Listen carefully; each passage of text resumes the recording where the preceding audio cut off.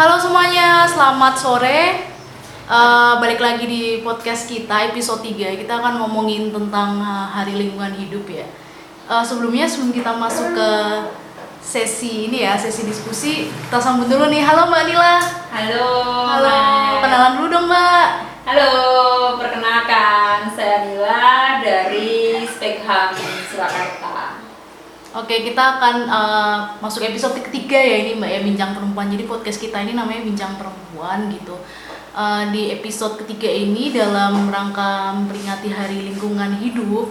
Nah, kita mengajak Mbak Nila nih yang bekerja di Spekham dan fokus di divisi Sustainable Livelihood ya Mbak ya. Agak susah ya, divisi Sustainable Livelihood. Sustainable Livelihood. Iya, penghidupan berkelanjutan. Oke. Nah, ini pas banget ya karena kalau kita ngomongin lingkungan hidup dan kita ngomongin Spekham dan udah pasti berhubungan dengan perempuan ya. Mungkin Mbak Nila bisa cerita sedikit nih tentang lingkungan hidup yang dimana Spekham bekerja di isu-isu itu gitu Mbak. Iya. Kalau bicara lingkungan hidup ini sebenarnya bicara tentang gimana kita berpijak gitu ya, atau gimana kita tinggal. Kita mulai dari lingkungan sekitar kita yang kalau lebih jauh lagi berbicara terkait dengan yang dilakukan Spekham, sebenarnya banyak sekali hal yang dilakukan gitu ya. Kalau bicara lingkungan hidup itu ya kita tinggal, kita bertumbuh, kita hidup ini ya di lingkungan. Nah ini yang kemudian harus menjadi sebuah perhatian khusus, bahwa kalau selama ini mungkin kita dengan cueknya gitu ya, tidak punya kepedulian gitu ya terhadap lingkungan. Nah, Spekham itu mendorong masyarakat khususnya perempuan untuk terlibat dan berpartisipasi di dalam pelestarian lingkungan hidup, karena kalau tidak manusia, kita sendiri yang akan mengelola atau kita yang melestarikan, siapa lagi? Sementara kita itu manusia ya tinggalnya di lingkungan gitu. Jadi kalau bicara apa yang dilakukan Spekham ya kita mulai dari situ. Kalau misalnya ini Mbak komunitas-komunitas yang ada di Spekham itu kan kebanyakan berarti perempuan ya Mbak ya. Nah di situ bagaimana sih proses-proses dalam pendampingan itu Mbak? Kenapa perempuan? Pertama karena Spekham memang fokus di isu perempuan. Kemudian perempuan ini yang paling dekat sebenarnya ya dengan lingkungan, dan perempuan ini yang paling banyak menerima dampaknya ketika terjadi kerusakan lingkungan. Misalnya ketika terjadi kekeringan, siapa yang paling banyak korbannya atau siapa yang paling banyak terdampak? Pasti perempuan, karena perempuan itu yang selama ini paling butuh banyak air misalnya untuk kegiatan reproduksinya, atau misalkan untuk kesehatan reproduksinya, misalkan untuk mencuci, misalkan untuk masak, untuk ini perempuan. Ketika lingkungan kotor misalnya, ketika lingkungan mulai rusak, sebenarnya juga perempuan. Misalkan di perkotaan ketika terjadi banjir waktu itu tahun 2007 kalau nggak salah gitu ya, paling terdampak juga perempuan. Nah ini yang kemudian mendorong Spekham perlu melibatkan perempuan untuk bersama-sama mengelola lingkungannya, karena perempuan ini yang dekat gitu ya, dan biasanya kalau kita mengajak perempuan itu lebih mudah gitu ya, karena memang mungkin mereka sehari-hari terbiasa gitu dengan mengelola lingkungan. Jadi itu yang kenapa kita mendorongnya perempuan. Belum bicara terkait dengan ekofeminisme gitu ya. Jadi kita melihat persoalan-persoalan perempuan, ketidakadilan itu juga berangkat dari persoalan ketidakadilan lingkungan atau kerusakan-kerusakan lingkungan gitu ya. Jadi dan itu sangat berdampaknya pada perempuan. Jadi kita dorong adalah perempuan untuk terlibat di situ. Wow, keren banget. Jadi masyarakat ini kan banyak tahu Spekham itu adalah lembaga yang menangani kasus kekerasan terhadap perempuan. Tapi ternyata saya dapat insight juga nih Mbak, ternyata Spekham juga bekerja di lingkungan itu ya. Ya, itu memang belum lama ya.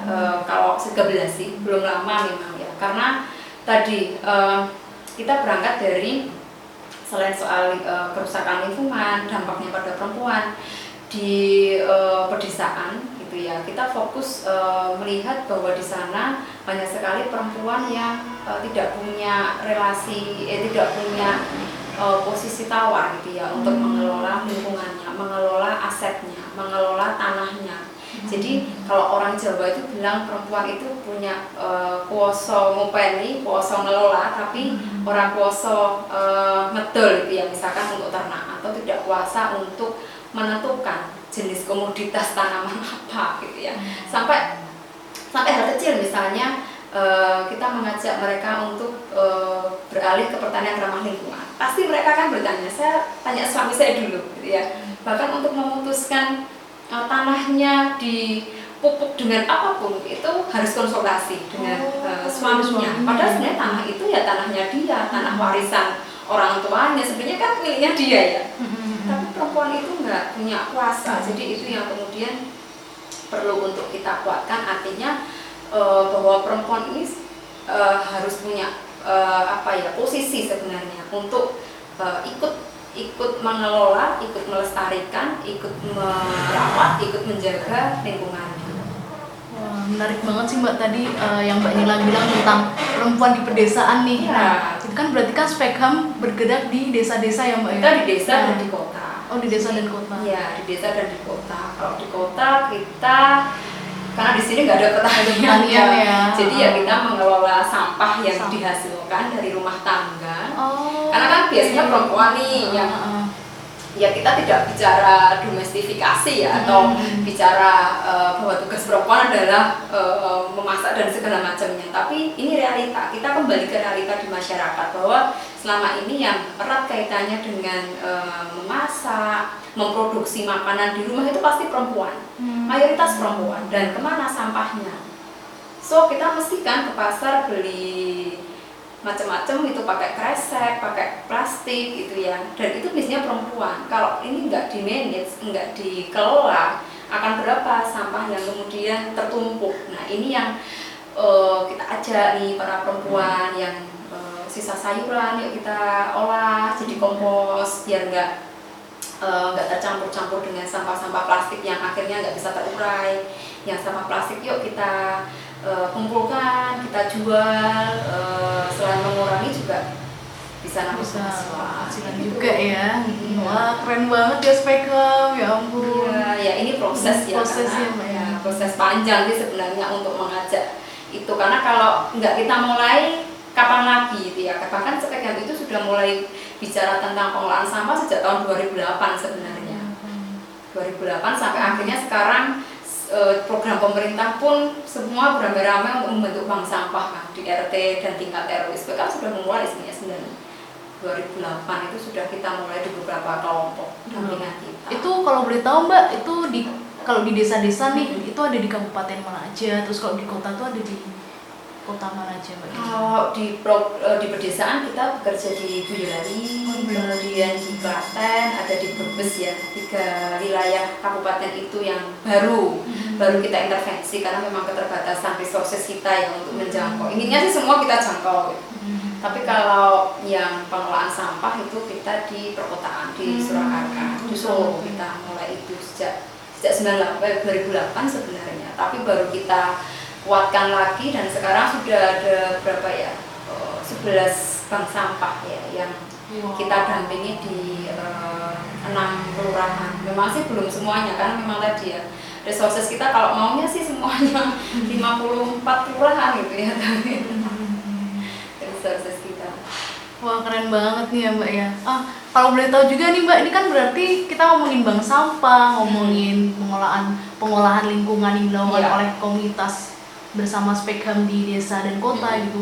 Nah ini kalau boleh tahu nih Mbak, ini kayaknya ada produk-produk ya Mbak ya? Iya, kalau ini produk dari kelompok dampingan kita. Jadi mereka mengolah jadi kan sampah-sampah plastik itu dipilah ya. Jadi sampah-sampah plastik dipilah, kalau bisa dijual.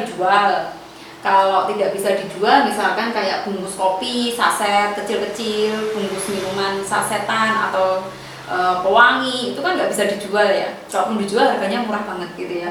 Kemudian mereka bikin jadi kreasi kayak gini ya. Ini tempat tisu sih ini. Oh itu kayaknya dari ini nggak sih Mbak, pewangi itu ya Mbak ya? Iya, ini kan jadi pewangi nih ya, bungkus pewangi yang Ini kelompok di Kampung Sewu ini yang apa namanya? Oh, yang di Solo berarti ya? Iya, yang di Solo. Jadi bikin tas. Ini dari bungkus. Wah, keren banget ya bisa jadi Minuman tas yang kemasan loh. Ini minuman kemasan yang serbuk-serbuk itu sih. Itu dijual juga, Mbak? Ini dijual juga. Wah, Mereka jadi itu. selain ngolah selain mengurangi sampah juga ya yang masuk ke TPA Putri Cempol itu juga mampu menghasilkan, kalau segini berapa ya? 15.000 atau berapa?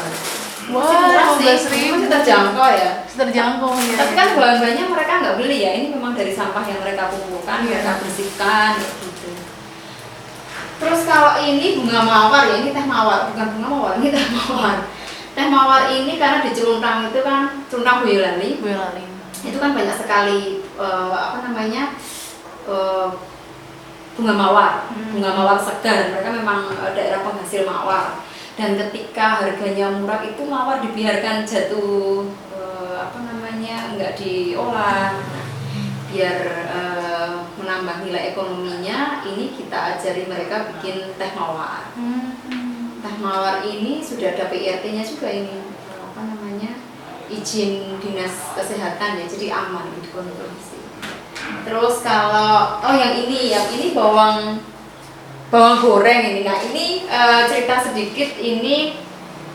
Jadi kita ngajari petani-petani di Celuntang juga tentang pertanian ramah lingkungan. Kenapa? Karena memang di sana sejak tahun 70 gitu ya sudah terbiasa dengan penggunaan pupuk kimia. Karena memang pupuk kimia lebih murah, kemudian mudah didapat, subsidi lagi gitu ya, dan gak ribet lagi. Itu mereka pakai itu. Tapi ternyata semakin kesini tanahnya semakin nggak subur, jadi keras gitu ya. Jadi kalau orang itu mungkin dia semakin lama semakin tua semakin sakit gitu ya. Ini proses 1 tahun belakangan ini kita mengajari mereka proses pertanian ramah lingkungan. Jadi bagaimana bawang merah ramah lingkungan ya. Mereka fokusnya di pertanian bawang merah.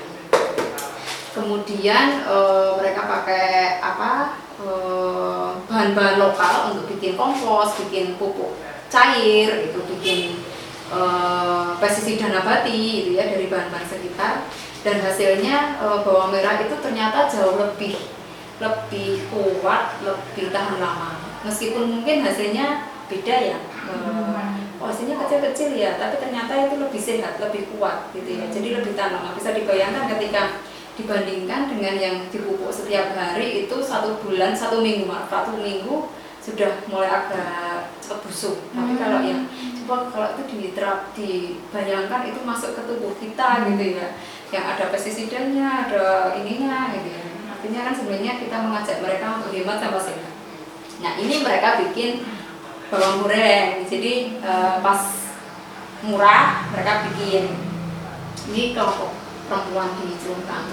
Kalau yang ini serai wangi, jadi kita ngajak nanam serai wangi di lahan-lahan yang kritis atau lahan-lahan yang selama ini tidak ditanami di Brebes.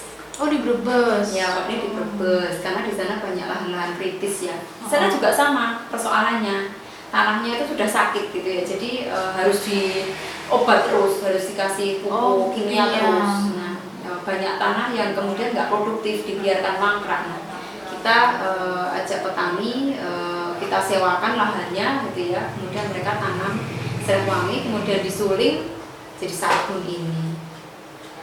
Wah itu para perempuan di sana ya Mbak ya? Ini perempuan dan mereka kebanyakan juga purna PMI atau pekerja migran Indonesia. Oh, oke. Nah, karena di Brebes itu kan tingkat migrasinya cukup tinggi. Jadi karena memang mereka di sana tingkat kemiskinan juga tinggi ya. Nomor 3 se-Jawa Tengah kan tingkat kemiskinannya, dan kebanyakan karena mereka nggak ada pekerjaan, ya mereka pilih merantau ke luar negeri. Nah ini biar mereka nggak balik lagi atau yang muda-muda itu nggak ada keinginan untuk kesana ya. Ini kita ajari mereka untuk bikin sabun, produksi itu sudah lumayan. Ini bisa sampai dipasarkan di Jakarta, di Malaysia gitu ya. Wow, berarti selain pengolahan lingkungan, terus perawatan lingkungan, pemberdayaan lingkungan, juga pemberdayaan manusianya juga. Ya, sebenarnya intinya sama, bagaimana kita memaksimalkan potensi yang ada gitu ya, tanah, entah itu air, entah itu tanaman gitu ya, untuk kesejahteraan masyarakat atau untuk ya peningkatan ekonomi masyarakat gitu. Wah, keren banget ya Mbak ya, gila. Iya, ya seperti itulah. Ini Mbak, ini kita masuk di sesi terakhir ya. Mungkin ada nggak? Ayun mau nambahin nggak? Kalau kaitannya, kita kan tadi ngomong udah tentang hari lingkungan ya. Iya. Kalau tadi kan sudah ngomong tentang Spekham dan program lingkungannya. Nah, kalau personally Mbak Nila nih, apa sih makna lingkungan kalau buat Mbak Nila? Kaitannya kita mau menuju tanggal 5 Juni sebagai hari lingkungan hidup sedunia. Lingkungan itu sebenarnya tempat tinggal kita ya. Jadi bayangkan kalau lingkungan kita nggak kita yang merawat, mau siapa lagi? Itu yang penting gitu ya. Dan tapi kita seringkali kan lupa gitu ya. Kita lebih fokus pada aktivitas yang kita lakukan. Tapi tempat kita berpijak gitu ya, tempat untuk menghasilkan makanan, itu tidak ada yang menolak. Nah ini yang kemudian jadi ironis gitu ya. Ini yang yuk kita bareng-bareng gitu ya, di hari lingkungan itu bagaimana sih kita merefleksikan apa yang sudah kita lakukan untuk lingkungan kita, apa yang sudah kita sumbang, karena lingkungan kita sudah membagikan banyak pada kita gitu ya. Makanan, minuman, udara yang sehat, air dan segala macamnya yang kita butuhkan untuk hidup. Tapi apa yang bisa kita berikan untuk lingkungan? Itu ya. Apa yang bisa kita berikan ke Lingkungan. Paling enggak merawat mereka lah. Atau lingkungan nggak butuh banyak untuk nggak butuh banyak dari kita, tapi butuh untuk dirawat gitu ya.